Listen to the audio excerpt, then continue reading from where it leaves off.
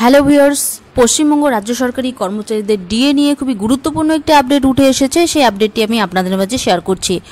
তো ভিডিওটি শুরু করার আগে আপনাদের কাছে ছোট্ট একটি রিকোয়েস্ট, যে আপনারা যদি এই চ্যানেলে প্রথমবার হয়ে থাকেন তাহলে অবশ্যই চ্যানেলটিকে সাবস্ক্রাইব করে নোটিফিকেশন বেলটি অন করে রাখবেন এরকম লেটেস্ট আপডেট ভিডিও সবার আগে পাওয়ার জন্য। আর অলরেডি যারা চ্যানেলটি সাবস্ক্রাইব করে রেখেছেন তাদেরকে জানাই অসংখ্য ধন্যবাদ। তো চলুন পশ্চিমবঙ্গ রাজ্য সরকারি কর্মচারীদের ডিএ নিয়ে কি আপডেট উঠে এসেছে সেই লেটেস্ট আপডেটটি আমরা এক নজরে দেখে নেই। তো বন্ধুরা দেখুন, আপনারা কিন্তু এখানে অন স্ক্রিনে দেখতে পাচ্ছেন যে বাজেটে কেন্দ্রীয় সরকারি কর্মীদের জন্য বিশাল উপহার, বেসিক বেতন 18 থেকে 26,000, বিরাট সিদ্ধান্তের পথে মোদী সরকার। 23 জুলাই 2024 কেন্দ্রীয় অর্থমন্ত্রী নির্মলা সীতারামন সংসদে বাজেট পেশ করবেন।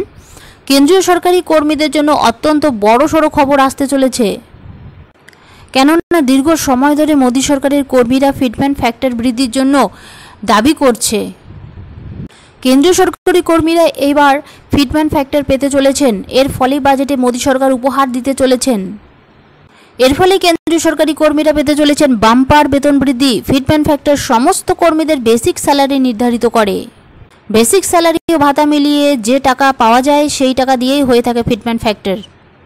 কেন্দ্রীয় সরকারি কর্মীদের ফিটমেন্ট ফ্যাক্টর শেষবার বেড়েছিল 2016-তে, যেখানে ন্যূনতম বেসিক স্যালারি 6,000 থেকে 18,000 টাকা করা হয়েছিল।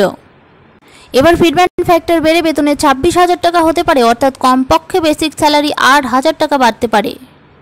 বর্তমানে কেন্দ্রীয় সরকারি কর্মীদের ফিটমেন্ট ফ্যাক্টর 2.57 গুণ রয়েছে, যা বেড়ে 3.68 গুণ হতে পারে। কেন্দ্রীয় সরকারি কর্মীদের বেসিক বেতন ব্যাপক বৃদ্ধির ফলে সরাসরি 8,000 টাকা বৃদ্ধি পেয়েছে। বেসিক বেতন বৃদ্ধির সঙ্গে সঙ্গে মহার্ঘ ভাতা বা ডিএ বৃদ্ধি, হাউস রেন্ট অ্যালাউন্সও বেড়ে যাবে।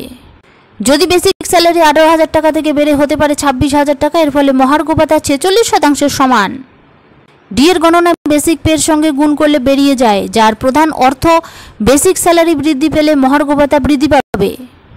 সরকারি কর্মচারীদের বেতন বৃদ্ধি নিয়ে আজকের আপডেট এ পর্যন্তই। আপডেটটি যদি আপনাদের ভালো লেগে থাকে অবশ্যই একটি লাইক দিয়ে চ্যানেলটি সাবস্ক্রাইব করে পাশে থাকবেন। ধন্যবাদ।